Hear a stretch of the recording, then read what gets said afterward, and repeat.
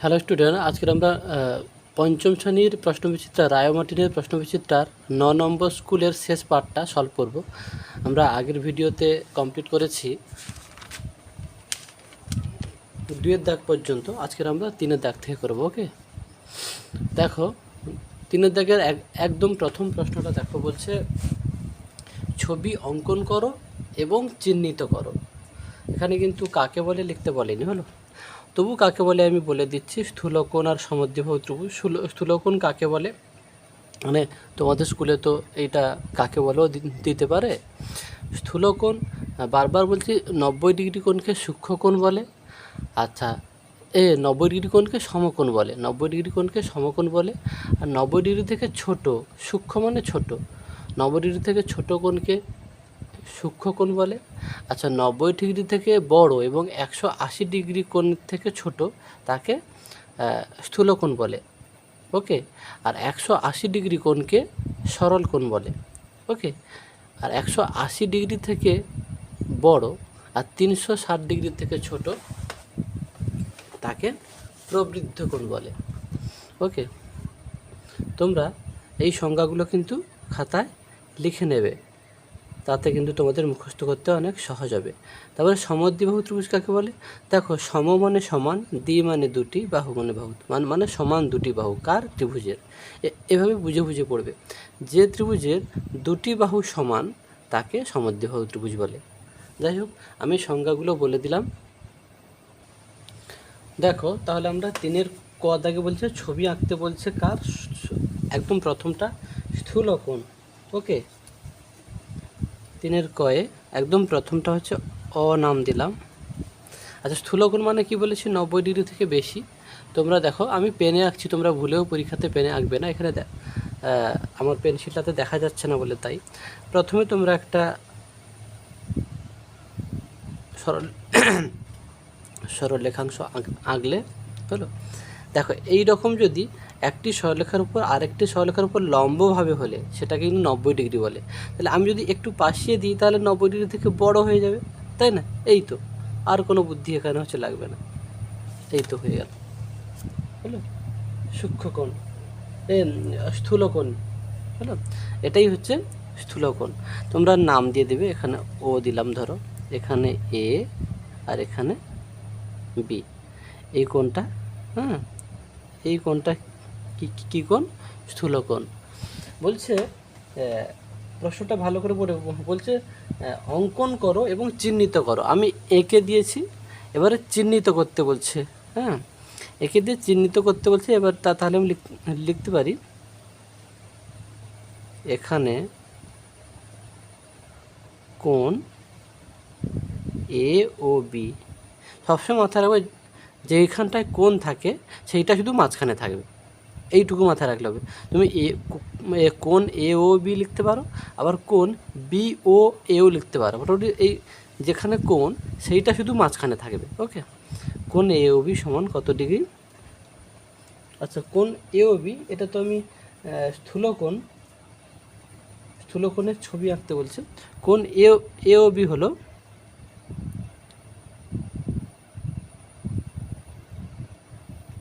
এটাকে কত ডিগ্রি কোণ সেটা তো আমাকে তাহলে চাঁদা দিয়ে মাপতে হবে। এখানে তো সেটা বলেনি, তুমি মেপে লিখেও দিতে পারো, কোনো চাপ নেই, তাও মাস্টার সন্তুষ্ট হবে।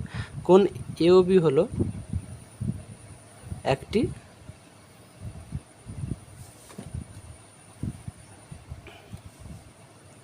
কোণ এ ও বি হলো একটি স্থূলকোণ। কেউ যদি বলো মাপবে, মাপটা নয় আমি শিখিয়ে দিচ্ছি। দেখো, এই যে যে দেখতে পাচ্ছ, এই যে তোমাদের এই অংশটা দেখো, আমি পেন দিই, এই যে এইটা এইটা এইটা এই সরলরেখার উপর, এই সরলরেখাটা যে লম্বাভাবে হয়েছে না, এই ছেদ, এই ছেদটাতেই এই কোণে বসাতে হয়। কোণে বসে এই সরলরেখার সঙ্গে মেলাবে। দেখো, একদম কিন্তু এই নিচের সরলরেখাটা মিলে গেছে না? ওকে, এইবারে দেখো এটা কত ডিগ্রি কোণে? 0 থেকে শুরু হয়েছে, দেখতে পাচ্ছ? 0, 10, 20, 30, 40, 50, 70, 80, 90, এটা এই যে 100, এটা 110, হ্যাঁ, এটা 100 হচ্ছে। তাহলে 100-র একটু আগে, তাই না? 100-র একটু আগে মানে তুমি এটাকে 99। ওকে, কেউ লিখে দিতে পারো কোণ এ ও বি সমান কোণ এ ও বি সমান 99 ডিগ্রি হলো একটি স্থূলকোণ, এটা লিখলেও হবে, মেপে লিখলে হবে। আর যেহেতু এখানে মেপে লিখতে বলেনি তাই এরকম লিখে দিলেও হবে, দুটোই করলে হবে, দুটো শিখিয়ে দিলাম। তবে মেপে লিখে দিতে পারো, সেটা আরও একটু স্ট্যান্ডার্ড হবে। ওকে, তারপরে দেখো অ হয়ে গেল, তারপরে আতে কি বলছে, সমদ্বিবাহু। সমদ্বিবাহু মানে যে ত্রিভুজের দুটি বাহু সমান। ওকে, একটা ত্রিভুজ, একটা সরল রেখাংশ আমি টানি, এই টানলাম। আচ্ছা, আমি কি করব, দুটো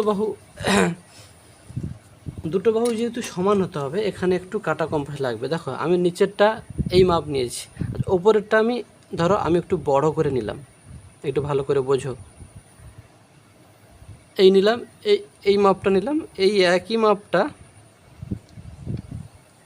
ধারে বসাও, একই মাপ নিয়ে এখানে একটা বৃত্তচাপ অঙ্কন করলাম। ওকে, এই মাপটাই রাখবে, এই একই মাপ রাখা মানে দুটো বাহু সমান হয়ে যাবে। ওকে ওকে, দেখলে সমদ্বিবাহু ত্রিভুজ আঁকার প্রসেস।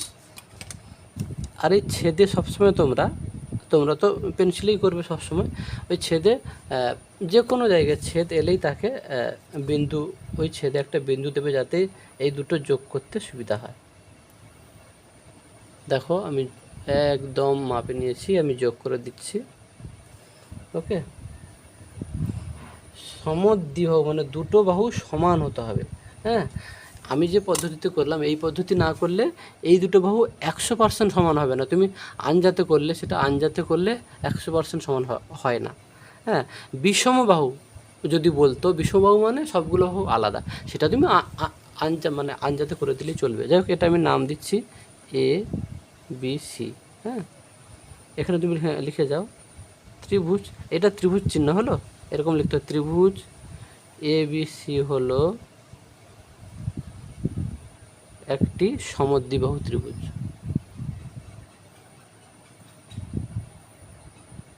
সমদ্বিবাহু ত্রিভুজ।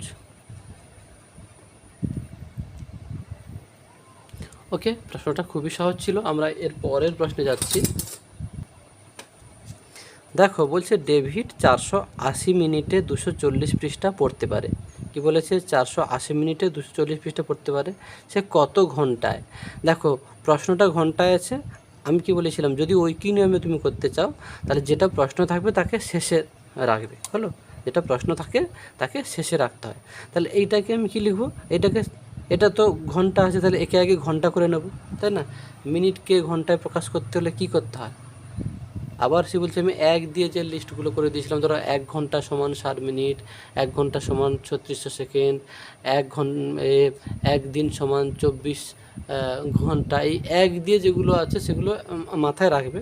তাহলে দেখো, তাহলে 1 ঘন্টা সমান কত, 60 মিনিট, তাহলে ঘন্টা থেকে মিনিট করতে হলে 60 দিয়ে গুণ করছি। হলো, আমি একটু লিখে দেখাচ্ছি তোমাদের, ক্ষয়ের দেখে তো দাগ নম্বর, ধরো আমি একটাই লিখছি, ধরো 1 ঘন্টা সমান কত, 60 মিনিট। এরকম এক দিয়ে যত আছে সব লিখে রাখবে। দেখো ঘন্টা থেকে মিনিট হয়ে গেছে, 1 ছিল 60 হয়ে গেছে, 1কে কী করতে 60 হলো, নিশ্চয়ই 1কে 60 দিয়ে গুণ করতে 60 হলো, তার মানে ঘন্টা থেকে মিনিটে গেলে 60 দিয়ে গুণ করতে হয়। তাহলে উল্টোটা যদি হয়, মিনিট থেকে ঘন্টায় আসবো, তাহলে 60 দিয়ে ভাগ করতে হয়। তাহলে এটা 480 মিনিট সমান 480 মিনিট সমান 480 ভাজিত, এটা বাই চিহ্ন মানে ভাজিত 480/60, এটা 60 দিয়ে ভাগ করলে কী হয়, ঘন্টা হয়ে যাবে। 0 0 কাটলাম, 6 নাকি 6 8 48, তাহলে সমান কত, 8 ঘন্টা। হলো, এবারে আমি প্রথম লাইনটা কী লিখতে পারবো না, 240 পৃষ্ঠা ডেভিড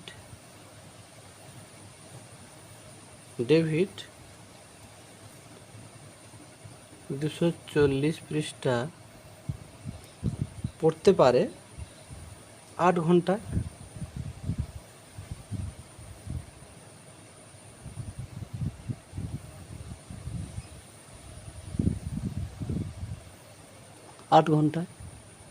ওকে, তাহলে ডেভিড এক পৃষ্ঠা পড়তে পারবে,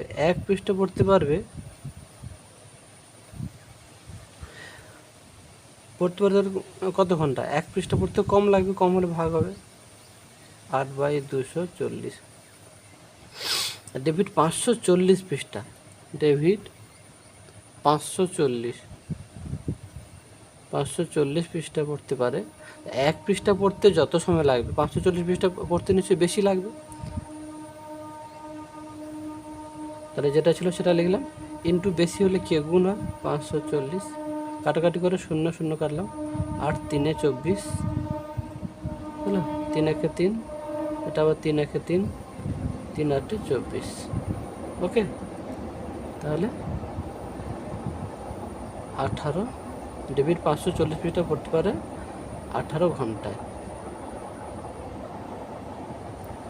ওকে, যেহেতু বড় প্রশ্ন থাকলে আমি বলেছি তোমরা অতএব লিখে দিয়ে আসবে, অতএব কত ঘন্টায় সে 540 পৃষ্ঠা পড়তে পারে। সে মানে কি এখানে ডেভিড 8 ঘন্টায়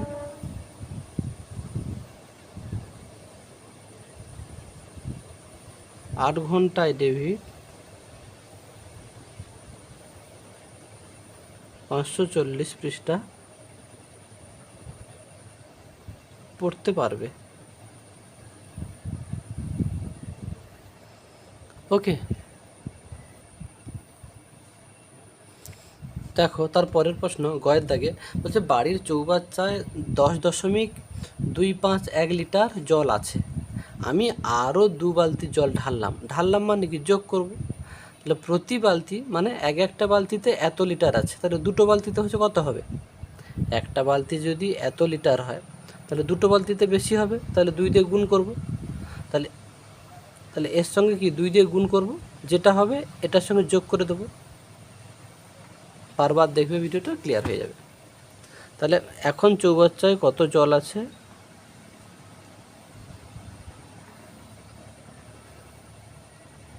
এখন চৌবাচ্চায়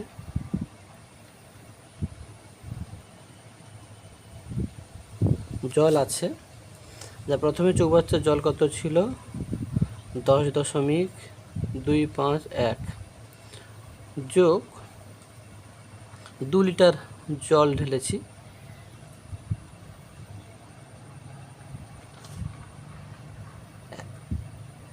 আচ্ছা 8.151, এটা এটা ওকে 8 দশমিক, এটা একটু বুঝে নেবে, 8.151 গুণিতক 2। ওকে, একটা বালতিতে এত লিটার ছিল, তাহলে দুটো বালতিতে বেশি হবে, গুণ করে দিয়েছি। ওকে, তাহলে এত ছিল, তারপরে এইটা ঢালা হয়েছে, যার জন্য যোগ করেছি যে, তাহলে 10.251 যুক্ত, একে গুণ করে না, 2 1 2, 2 5 10 0, হাতে রইল 1, 2 1 2 আর 1 3, 0.28 হলো। তোমরা এরকম মুখে মুখে করতে পারো, নাহলে এই পাশে সাইডে গুণ করে দেখাবে, স্যারেরা কিন্তু দেখবে। তারপরে এটা যোগ করে দাও, এটাও আমি যোগ করেছি, 2 আর 1 3, 0 আর 5, 0 আর 5 যোগ করলে 5 হয়, 3 আর 2 যোগ করলে 5 হয়, তারপরে দশমিক আছে, 6 আর 0 যোগ করলে 6 হয়, 1 আর 1 যোগ করলে 2 হয়। ওকে, তাহলে এত লিটার।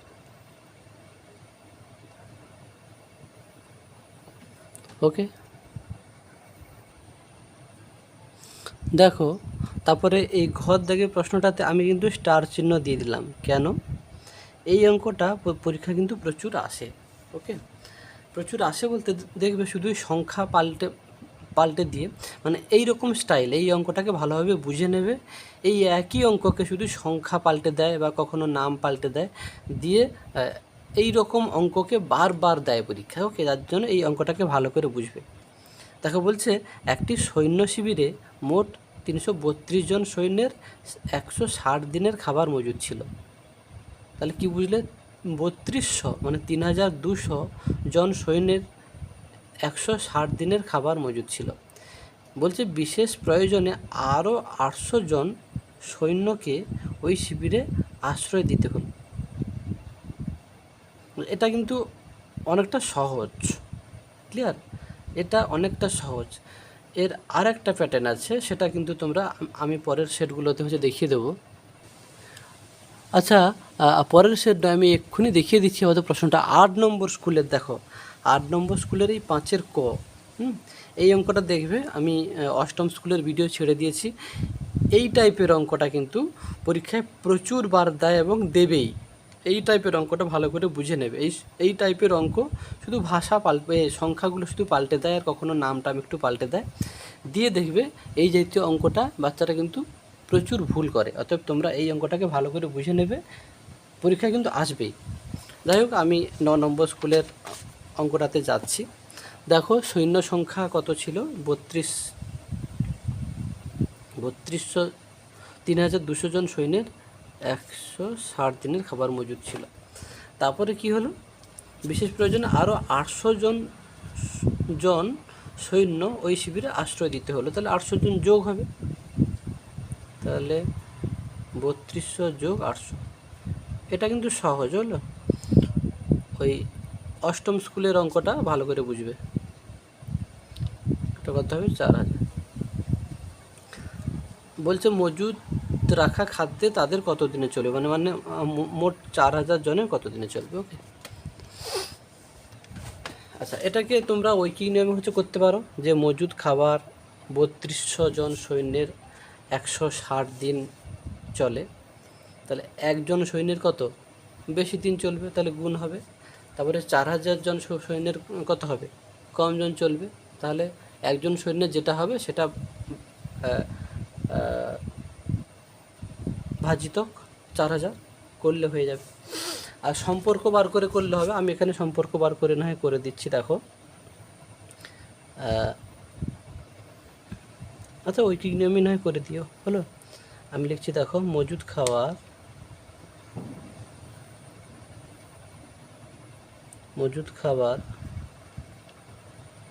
3200 জন সৈন্যের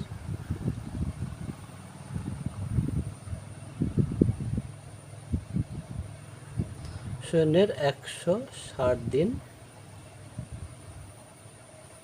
চলে। ওকে, তাহলে মজুদ খাবার একজন সৈন্যের কি বেশি দিন চলবে, তাহলে বেশি হলে নিশ্চয়ই গুণ হবে।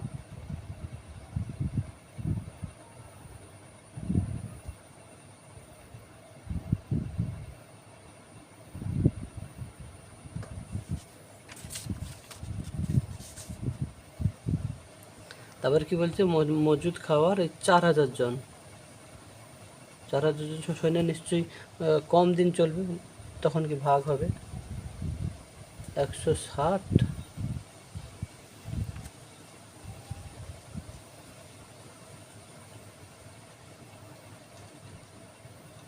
4000, একটা শূন্য একটা শূন্য, একটা শূন্য একটা শূন্য, একটা শূন্য একটা শূন্য, হলো 4 4 16।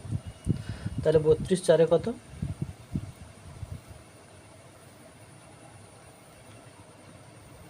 128 দিন চলে।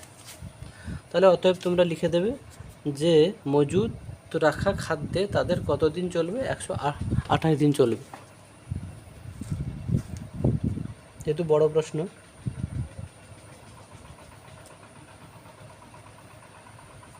মজুদ রাখা খাদ্যে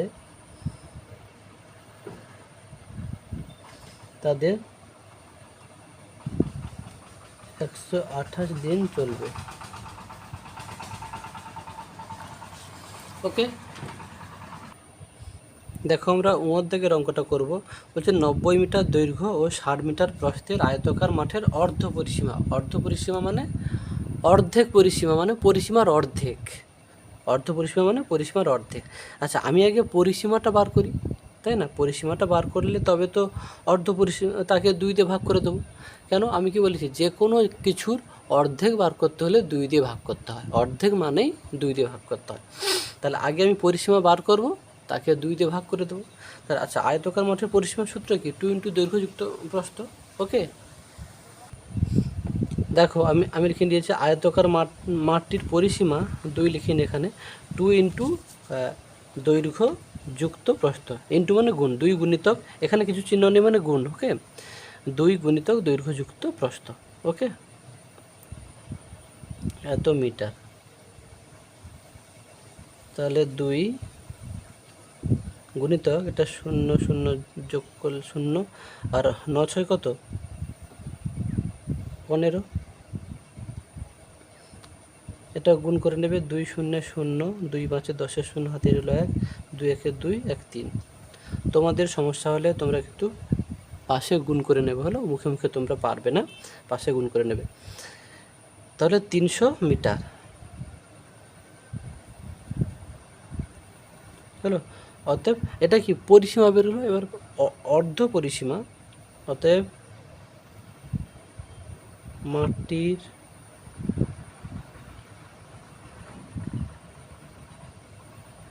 অর্ধ পরিসীমা সমান কত হবে 300 বাই অর্ধেক বার করতে হলে কী বললাম 2 দিয়ে ভাগ করতে হয়, তা 2 1 2 2 5 10 0 সমান 150 মিটার। তোমরা যদি কেউ মানে এরকম তো করতে পারলে 100% ঠিক হবেই, আবার কেউ যদি এই 2টা না লিখে টোটাল এইটা করে দাও তাহলেও এখানে উত্তর হয়ে যাবে, যার যেটা সুবিধা, মানে এই 2টা লিখবো না, এইটা, হলো। কেন এইটাকে আমরা যখন 2 দিয়ে ভাগ করব, যদি 2 দিয়ে ভাগ করতাম তাহলে কিন্তু এখানে 2 2 কেটে যেত, কিন্তু আমরা এখানে কী বার করেছি, আগে পরিসীমা বার করেছি, তাই না, পরিসীমা বার করেছি বলে এই 2টা রাখতে হয়েছে। তো যদি এখানে লিখতে অর্ধ পরিসীমা, তাহলে এইটার নিচে যদি আমরা 2 লিখতাম তাহলে 2 2 কেটে যেত, তাহলে সরাসরি 150 এখানে বেরিয়ে যেত, মানে এই 2টা থাকতো না, এখানে উত্তর হয়ে যেত। যে কোনোটা করলে হবে, দুটোই আমি বুঝিয়ে দিলাম, তোমরা বারবার দেখবে ভিডিওটা, আশা করি ক্লিয়ার হয়ে যাবে।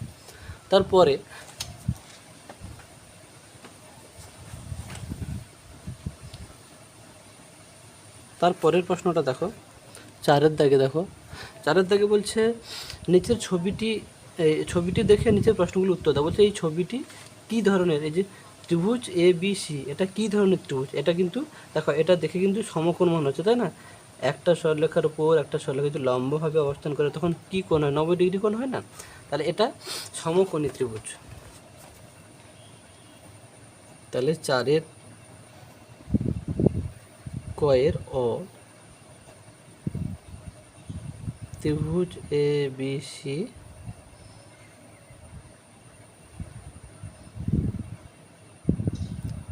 একটি সমকোণী ত্রিভুজ, ওকে। তারপরে আছে, দেখো কি আছে, ত্রিভুজ ABC এর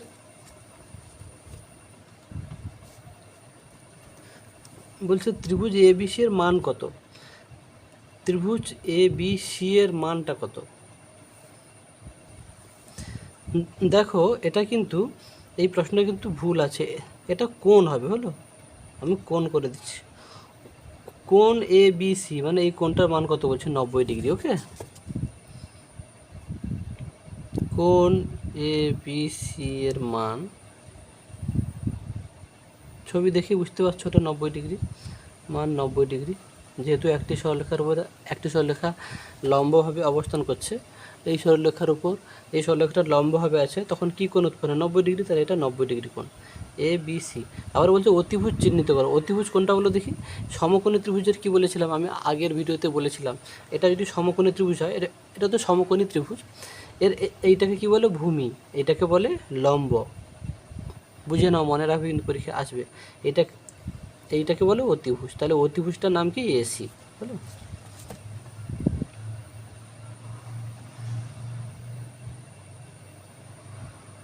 তাহলে অতিভুজ AC। তারপরে দীর্ঘই বলছে, দেখো এটা তোমরা উপস্থিত বুদ্ধি দিয়েই করতে পারবে, বলছে কোণ ABC, তাহলে ABC মানে এই কোণটা যুক্ত BCA মানে এই কোণটা যুক্ত CAB মানে এই কোণটা। কী বলছিলাম মানে যেইটাতে কোণ থাকে সেইটাকে মাঝখানে লেখা হয়, এইটাতে কোণ আছে, এটা দেখো এই যে মাঝখানে হ্যাঁ লিখেছে। আবার এই কোণটার কথা বলেছে, দেখো এটাতে সি মাঝখানে আছে, আবার এই কোণটার কথা বলেছে, এটাতে এ মাঝখানে আছে, মানে এই তিনটে কোণের সমষ্টি কত। তোমরা জানো চোখ বন্ধ করে লিখে দেবে 180 ডিগ্রি। কেন? পৃথিবীতে যত ত্রিভুজ আছে তাদের তিনটি কোণের সমষ্টি কিন্তু 180 ডিগ্রি। সে ছোটো ত্রিভুজ বড় ত্রিভুজ অত বোঝার দরকার নেই, যে কোনো সাইজের ত্রিভুজের তিনটে কোণের সমষ্টি 180 ডিগ্রি। তাহলে আমরা কি লিখব? কোণ এ বি সি প্লাস কোণ বি সি এ, প্লাস মানে যোগ হলো, প্লাস মানে যোগ,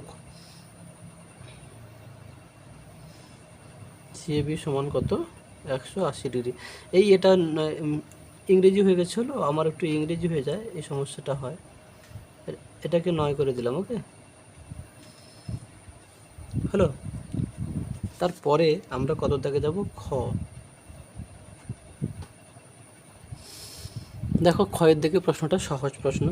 বলছে একজন ব্যবসায়ী এত টাকা দামের 52টি ঘড়ি কিনেছে। এত টাকা দামের 52টি ঘড়ি, মানে এই লাইনটা বুঝতে হবে। তোমরা অঙ্ক কিন্তু প্রত্যেকটা লাইন বুঝতে হয়, নাহলে অঙ্কে ভালো হওয়া খুব সহজ। তুমি যদি অঙ্কের প্রত্যেকটা লাইন প্রত্যেকটা স্টেপ যদি বুঝে বুঝে শেখো ছোটোবেলা থেকে, তাহলে অঙ্ক সবচেয়ে সহজ সাবজেক্ট। এই যে বলছে 526 টাকা দামের 52টি ঘড়ি, মানে একটা ঘড়ির দাম 526 টাকা। একটা ঘড়ির দাম কত? 526 টাকা। তাহলে 52টি ঘড়ির দাম কত হবে? বেশি হবে। তাহলে তার ঘড়ি কিনতে তার কত টাকা হচ্ছে খরচ হয়েছে? 526 গুণিতক 52। এবার প্রতিটি ঘড়ি তিনি 610 টাকায় বিক্রি করেছে, প্রতিটি মানে একটা ঘড়ি। তাহলে তিনি বিক্রি করেছে হচ্ছে কত টাকা? আচ্ছা, এটা তিনি কিনলেন, তোমরা লিখবে তার তিনি ঘড়ি কিনেছেন কত টাকায়? 526 ইন্টু 52 টাকায়। আর তিনি বিক্রি করেছেন কত টাকায়? 610 গুণিতক 52, মানে একটি ঘড়ি বিক্রি করেছে 610 টাকায়। তাহলে টোটাল সব ঘড়ি বিক্রি করলে হচ্ছে কত টাকা হবে? তাহলে 52টা ঘড়ি, 610 গুণিতক 52। বলছে বিক্রি করে তিনি মোট কত টাকা বেশি পেলেন, হলো। তাহলে কত বেশি, যে ছোটোবেলায় শিখেছিলেন কত বেশি কত কম, এরকম হলে কী হয়? বিয়োগ করতে হয়। তুমি ধরো 5 টাকায় পেন কিনে 6 টাকায় বিক্রি করেছো, তাহলে তুমি কত টাকা বেশি পেয়েছো? 1 টাকা বেশি পেয়েছো। একটা কীরকম বেরোলো? 6 থেকে 5 বিয়োগ করতে, তাই না? এটাও তাই। তাহলে দেখো আমি করছি।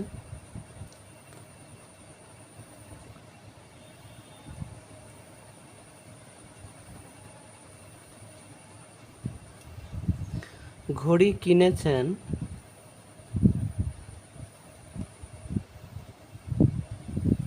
তিনি লিখতে পারো তুমি, নাহলে কেমন কেমন লাগছে, তাই না?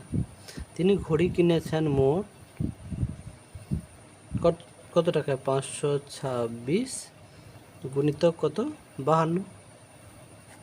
তাহলে কত গুণ করে না? 2 6 12, 2 হাতে রইল 1, 2 2 4 1 5, 5 2 10, 5 6 30 0 3, 5 2 10 11 12 13, 3 হাতে রইল 1, 5 5 25, 1 26, 2 5 3 7 2।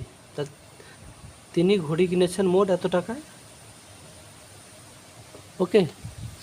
এবারে কি বলবো না, তিনি ঘড়ি বিক্রি করেছেন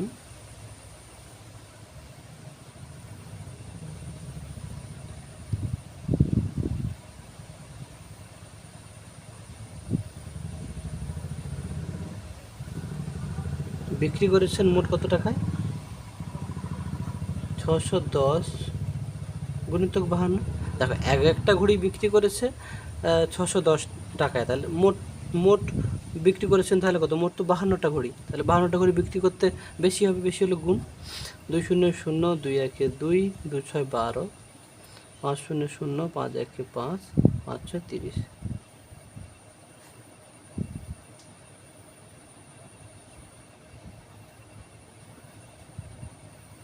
তাহলে দেখো তিনি বিক্রি করে 3172 টাকা, 3000 কোথায়?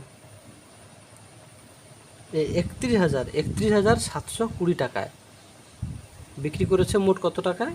31,720 টাকায়। আর কিনেছিলেন 352 টাকায়। তাহলে তুমি কত বেশি তাহলে বিয়োগ করো। অতএব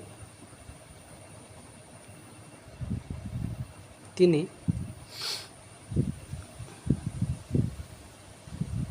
তাহলে 31,720 বিয়োগ কত লিখব, 27,352।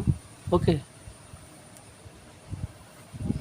এখানে এক ধান্য, 10 থেকে 2 বাদ গেলে 8, এখানে 1 আছে, 11 থেকে 5 বদলে 6, এখানে 6 আছে, 6 থেকে 3 বদলে 3, এটা এক ধান্য 11, 11 থেকে 7 বাদ দাও 4, এখানে 2 আছে, 2 থেকে 2 বদলে 0। তাহলে তিনি এত টাকা বেশি পেলেন।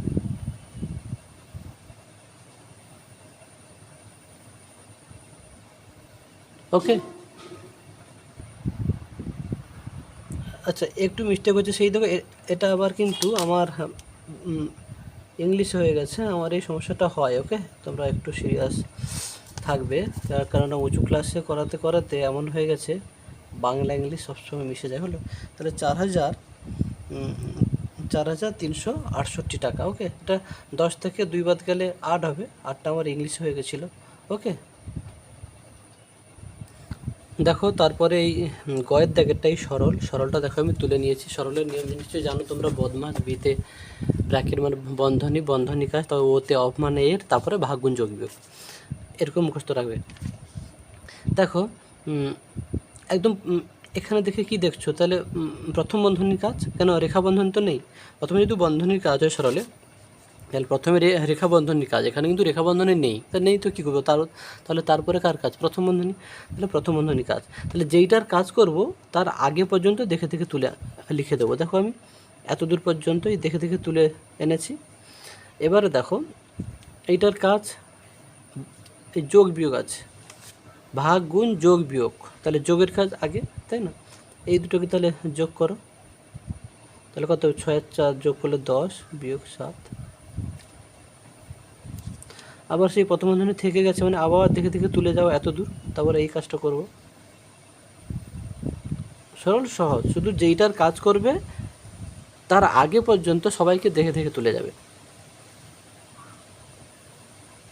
10 থেকে 7 বাদ গেলে কত, 3 হবে। ওকে, প্রথম বন্ধনী তো কাজ শেষ, যার জন্য প্রথম বন্ধনী দিইনি, যার কাজ শেষ হয়ে যাবে সেই বন্ধনী দেবে কি করে, এইটার কাজ তো করে ফেলেছি। এবারে দ্বিতীয় বন্ধনীর কাজ মানে এত দূর দেখে দেখে হচ্ছে তুলে আনবো। দেখো 210 বিয়োগ তৃতীয় বন্ধনী 8 ভাজিত, এত দূর দেখে দেখে তুললাম। এর কাজ করবো, 7 থেকে 3 বাদ দিলে হচ্ছে কত হয়, 4 হয়। দ্বিতীয় বন্ধনীর কাজ শেষ, যার জন্য দেয়নি, তৃতীয় বন্ধনীটা দিয়েছি। আবার দেখো তৃতীয় বন্ধনীর কাজ করব, তাহলে 210 বিয়োগ এত দূর দেখে দেখে তুলেছি, এটার কাজ করো, 8কে 4 দিয়ে ভাগ করলে কত হবে, 4 2 8, 2 হবে। তারপরে দেখো 210 থেকে 2 বাদ দিলে হচ্ছে কত হয়, 208। ওকে, সরল সহজ, শুধু তোমরা মাথায় রাখবে যার কাজ করব তার আগে পর্যন্ত সবাইকে দেখে দেখে তুলে যাব। দেখো তারপরে এই ঘয়ের দিকের অঙ্কটা খুবই সহজ, ভালো করে বুঝে নিলে সহজ। আচ্ছা, 21 জন লোক একটি পুকুর খনন শুরু করে, মানে পুকুর খুলবে আর কি। হ্যাঁ, তারা 40 দিনে পুকুর খননের কাজ শেষ করবে বলে ঠিক করে। তাহলে কি দাঁড়ালো, 21 জন লোক 40 দিনে একটা পুকুর খোলা শেষ করবে বলে ঠিক করলো, কিন্তু 7 জন লোক অসুস্থ হয়ে পড়ায় পুকুর খননের কাজটি কত দিনে শেষ হবে। তাহলে পরে তাহলে 7 জন লোক অসুস্থ হয়ে গেছে মানে 7 জন বিয়োগ হবে। দেখো আমি লিখেছি। আচ্ছা, গণিতের ভাষায় সমস্যাটি হলো লোক সংখ্যা, জন মানে কি লোক সংখ্যা, আর দিন সংখ্যা। তো লোক সংখ্যা প্রথমে কত ছিল, 21 জন লোক 40 দিনে পুকুরটি খোলা শেষ করবে বলে ঠিক করে। তারপরে 7 জন লোক অসুস্থ হয়েছে, তাহলে তো 21 বিয়োগ 7 করো, তাহলে 14 হলো। তাহলে কত দিনে লাগবে। ওকে, তোমরা ওই কি নিয়মে করতে পারো যে 21 জন লোক 40 দিনে পুকুর খনন শেষ করে।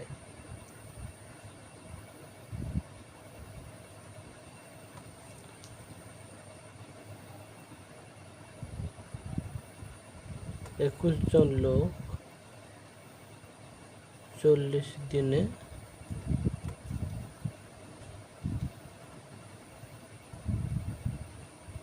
একটি লিখতে পারো, একটি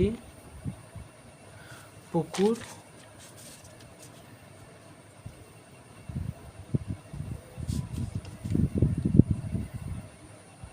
খনন শেষ করে। তাহলে একজন লোক কত দিন? বেশি দিন লাগবে নিশ্চয়ই, একজন একা করতে হলে তো বেশি দিন লাগবে। তাহলে গুণ হবে, তাহলে 40 গুণিতক 21 দিনে একটি পুকুর খনন শেষ করবে। তারপরে কি বলছে? 14 জন লোক, তারপরে 14 জন, একজন লোক যত দিনে লাগবে শেষ করবে, নিশ্চয়ই 14 জন লোক কম দিন লাগবে। 14 জন লোক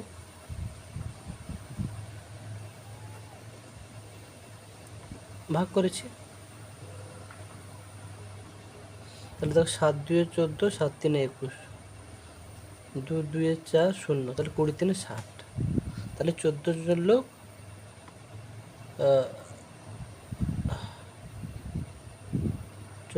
লোক 60 দিনে পুকুর খনন শেষ করবে। ওকে,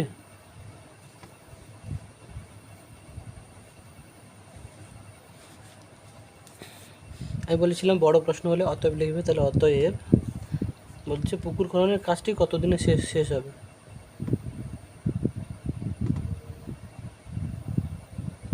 পুকুর খননের কাজটি কত? 60 দিনে,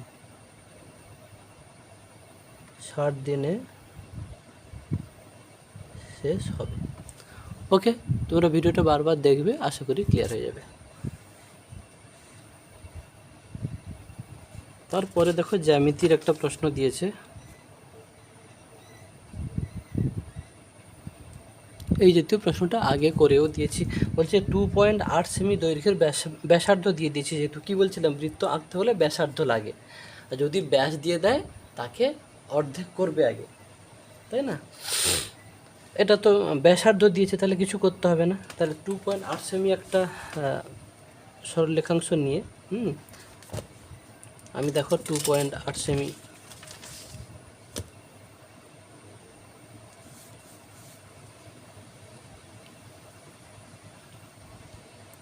ভালো করে দেখো, এই যে এখান থেকে শুরু, এই যে 2, এখানে 1 2 3 4, 2, তারপরে পয়েন্ট 1 2 3 4 5, তাহলে 0.5, এটা 5 6 7 8, এই পুটকি দিয়ে দেবে।